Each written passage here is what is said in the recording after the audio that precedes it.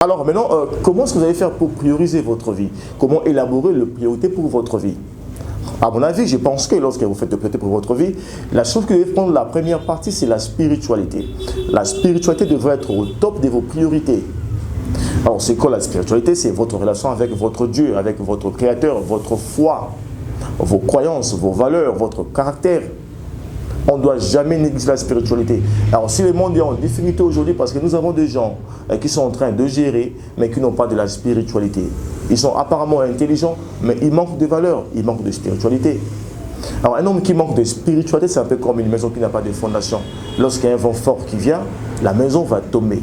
Vous avez besoin de passer vos temps dans la prière, vous avez besoin de passer vos temps dans la méditation de la parole de Dieu, afin de renforcer votre spiritualité. La spiritualité devait jouer un rôle primordial dans vos priorités. Et de deux, c'est l'éducation. Vous devez travailler sur votre éducation qui prend la deuxième partie. Parce que vous avez besoin de votre éducation, du cerveau pour aller de l'avant. Alors, beaucoup de gens négligent l'éducation. Pourtant, l'éducation est importante. Alors, autant vous ne devez pas négliger la spiritualité, autant vous ne devez pas négliger l'éducation. J'ai connu beaucoup de fois, il y a des personnes qui sont très spirituelles. Ils parlent la langue. Ils peuvent même sauver le malade, guérir le malade. Mais il est idiot. Alors, une entreprise ne peut jamais engager quelqu'un parce qu'il est spirituel. Une entreprise ne va jamais engager quelqu'un parce qu'il parle en langue. Une entreprise a besoin de la connaissance, de l'expertise et de la capacité. Alors, vous voyez, vous avez besoin d'être spirituel, mais en même temps, vous avez besoin d'être intelligent. Alors non plus, vous ne devez pas négliger l'éducation parce que l'éducation elle est importante. Beaucoup de gens, comme je l'ai dit, ils sont spirituels mais ne sont pas intelligents. Et l'inverse est également vrai. Beaucoup sont intelligents mais ne sont pas spirituels. Vous devez balancer pour les deux. Et je pense que la spiritualité doit avoir la première partie et l'éducation la deuxième partie. Et après cela, vous devez travailler sur la famille. Votre famille devait prendre votre priorité. Alors, il y avait un ancien président américain qui disait « La chose la plus importante pour moi, c'est d'abord ma famille ». La famille, c'est qui? C'est votre relation avec votre femme, avec vos enfants. Vous devez donner du temps avec votre relation avec votre femme et vos enfants. Vous devez donner de l'affection et de l'amour à vos enfants. C'est très important. Alors, beaucoup de parents sont tellement occupés à leurs travaux et qu'ils négligent l'importance de passer du temps avec leurs enfants. Et ils perdent l'affection de leurs enfants. Vous voyez, c'est bien bon d'avoir de l'argent, mais vous avez besoin d'une famille avec qui vous allez consommer votre argent. C'est bien beau d'avoir la gloire, mais vous avez besoin d'une famille avec qui vous allez partager cette gloire. Alors vous devez travailler sur votre famille. Alors je pense que si vous travaillez sur la spiritualité et l'éducation, vous devez également travailler sur vos enfants, votre famille. Et je pense également qu'un pays, un État a besoin de travailler sur les priorités.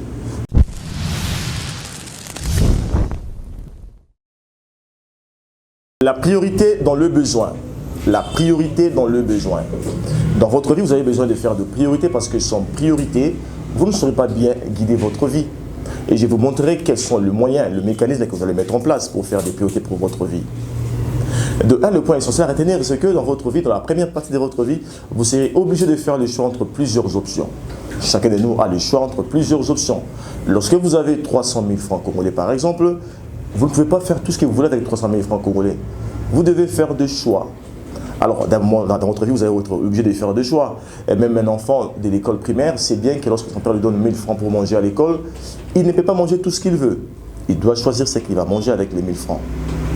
Le deuxième point essentiel à retenir, c'est que votre vie, c'est exactement le choix que vous avez opéré aujourd'hui. Votre destin, c'est exactement le choix que vous allez opérer aujourd'hui. Ça veut dire que ce que vous deviendrez demain dépend des choix que vous allez faire aujourd'hui. Alors, ce que vous êtes aujourd'hui, c'est simplement la somme de vos choix du passé. Et ce que vous serez demain, c'est la somme de vos choix du présent. Alors, si un monsieur choisit de regarder la télévision ou de lire un livre, il doit savoir que cela va avoir des conséquences sur sa vie. Ou encore, si un monsieur choisit de consommer tout son argent au lieu d'investir, il doit savoir qu'il y aura des conséquences. Et de trois, l'homme est le seul responsable de sa vie, puisque l'homme est le seul responsable de ses choix. Alors, vous et moi, nous sommes le seul responsable de nos vies parce que c'est nous-mêmes qui sommes responsables de nos choix. Personne n'a choisi à votre place. Par exemple, si un homme investit, si un homme choisit d'utiliser son argent dans des paris sportifs, ce n'est pas Dieu qui a choisi à sa place. Ou encore, si une femme mariée va choisir de faire l'impudicité ou l'adultère, ce n'est pas Dieu qui a choisi à sa place. Alors, puisque quelqu'un a choisi seul ce qu'il fait, il doit être le seul à être tenu responsable pour l'issue de sa vie. Et de quatre, lorsque vous faites un choix, vous devez savoir que vous avez également choisi de sacrifier un autre. Faire un choix veut dire sacrifier une autre chose. Ça veut dire que si je choisis par exemple d'aller à l'église et je sacrifie les heures pour étudier, ou encore j'ai choisi de prier et je sacrifie les heures pour parler avec mes enfants. Alors vous voyez, vos choix sont très importants parce qu'ils vont déterminer l'issue de votre vie. Vous êtes exactement la somme de vos choix du passé. Et si vous voulez changer votre vie demain, vous devez changer vos choix aujourd'hui. Alors, vous devez savoir une chose, chers auditeurs ou chers téléspectateurs, c'est que le choix n'est pas une notion qualitative, mais c'est plutôt une notion quantitative. Le choix dans la vie n'est pas une notion qualitative, mais plutôt quantitative. Ça veut dire quoi pratiquement? Ça veut dire que le problème, ce n'est pas si vous allez choisir d'acheter un livre ou d'acheter un pantalon, mais la question, c'est plutôt de savoir vous allez investir combien pour le livre et combien pour le pantalon. Alors, vous devez choisir la quantité d'argent que vous allez mettre en place pour le livre et quelle est la quantité d'argent que vous allez mettre en place pour le pantalon. Alors, lorsque vous faites cela, on dit que vous avez fait un choix quantitatif. Le choix est une notion qui est purement quantitative parce qu'il nous faut des chiffres, il nous faut des valeurs chiffrées. Alors maintenant, comment est-ce que vous allez faire pour prioriser votre vie? Comment élaborer les priorités pour votre vie? À mon avis, je pense que lorsque vous faites des priorités pour votre vie, la chose que vous devez prendre la première partie, c'est la spiritualité. La spiritualité devrait être au top de vos priorités.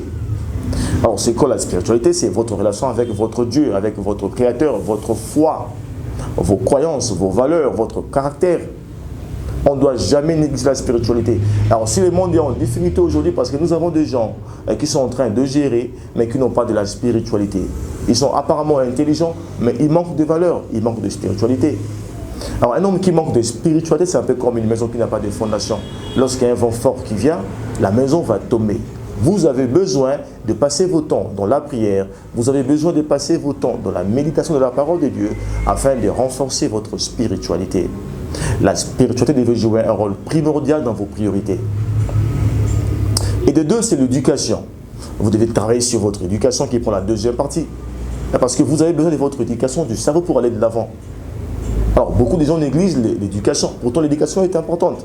Alors, autant vous ne devez pas négliger la spiritualité, autant vous ne devez pas négliger l'éducation. J'ai connu beaucoup de fois, il y a des personnes qui sont très spirituelles. Ils parlent la langue. Ils peuvent même sauver de malades, guérir le malade. Mais il est idiot. Alors, une entreprise ne peut jamais engager quelqu'un parce qu'il est spirituel. Une entreprise ne va jamais engager quelqu'un parce qu'il parle en langue. Une entreprise a besoin de la connaissance, de l'expertise et de la capacité. Alors, vous voyez, vous avez besoin d'être spirituel, mais en même temps, vous avez besoin d'être intelligent. Alors non plus, vous ne devez pas négliger l'éducation parce que l'éducation elle est importante. Beaucoup de gens, comme je le dis, ils sont spirituels mais ne sont pas intelligents. Et l'inverse est également vrai. Beaucoup sont intelligents mais ne sont pas spirituels. Vous devez balancer pour les deux. Et je pense que la spiritualité doit prendre la première partie et l'éducation la deuxième partie. Et après cela, vous devez travailler sur la famille. Votre famille devait prendre votre priorité. Alors, il y avait un ancien président américain qui disait « La chose la plus importante pour moi, c'est d'abord ma famille ». La famille, c'est qui? C'est votre relation avec votre femme, avec vos enfants. Vous devez donner du temps avec votre relation avec votre femme et vos enfants. Vous devez donner de l'affection et de l'amour à vos enfants. C'est très important. Alors, beaucoup de parents sont tellement occupés à leurs travaux et qu'ils négligent l'importance de passer du temps avec leurs enfants. Et ils perdent l'affection de leurs enfants. Vous voyez, c'est bien bon d'avoir de l'argent, mais vous avez besoin d'une famille avec qui vous allez consommer votre argent. C'est bien bon d'avoir la gloire, mais vous avez besoin d'une famille avec qui vous allez partager cette gloire. Alors vous devez travailler sur votre famille. Alors je pense que si vous travaillez sur la spiritualité et l'éducation, vous devez également travailler sur vos enfants, votre famille. Et je pense également qu'un pays, un État a besoin de travailler sur les priorités. Ce n'est pas seulement un individu qui a besoin de cela, mais aussi un État, un pays. Alors si vous voulez être un grand pays, un fort pays, vous devez travailler sur vos priorités. Et je pense que la spiritualité, c'est également une grande priorité pour un État, pour un pays. Un pays qui veut aller de l'avant doit travailler sur la spiritualité. Vous devez nommer des gens par rapport à leur caractère, par rapport à leur capacité à travailler avec les autres. On a besoin de gens non pas seulement qui sont intelligents, mais également qui sont spirituels, qui ont des vertus, qui ont des valeurs, qui sont capables de mettre en place des principes qui aideront le pays à aller de l'avant. Et je pense également que le pays doit travailler sur la technologie. Alors, vous voyez, sans technologie, le pays va être tabassé. Sans technologie, il n'y aura pas de développement. Sans technologie, il n'y aura pas de progrès. Alors, si vous regardez les pays qui se développent aujourd'hui, ce sont les pays qui travaillent sur la technologie. Et si les Congo veulent aller de l'avant, on doit travailler sur la technologie. L'État congolais doit investir beaucoup d'argent dans l'éducation et dans la technologie s'il espère avoir de bons résultats dans les futurs. Alors, si on ne fait pas cela, eh bien, nous allons tourner à rond. Et de 3, je pense que le pays doit travailler sur la défense de ses frontières, sur l'armée. On doit travailler sur la défense, sur l'armée. On doit protéger nos frontières. Si on ne le fait pas, n'importe qui va se réveiller pour dire « Je suis le détenteur de ces pays. Je suis le propriétaire de ces pays. » Alors si nous voulons sécuriser notre pays, notre terre, eh bien on doit travailler sur la défense, sur l'armement. Et je pense que si on travaille sur cela, nos vies vont se diriger dans la bonne direction. Vous voyez, chers amis, je le dis au départ que la priorité, c'est une notion, le choix est une notion qui est quantitative. Ce n'est pas ce que vous allez choisir pour négliger l'autre, mais combien vous allez mettre dans ceci et combien dans cela. Et si on arrange nos priorités, on peut faire de nos vies une pièce maîtresse. C'est votre foi, les coachs mobilisés du programme Le Maître du Destin. Si vous avez aimé la vidéo, je vous demande de faire 3 choses. Je vous demande de la commenter, de la partager et de vous abonner sur notre chaîne. Avec moi, nous nous retrouvons à la prochaine.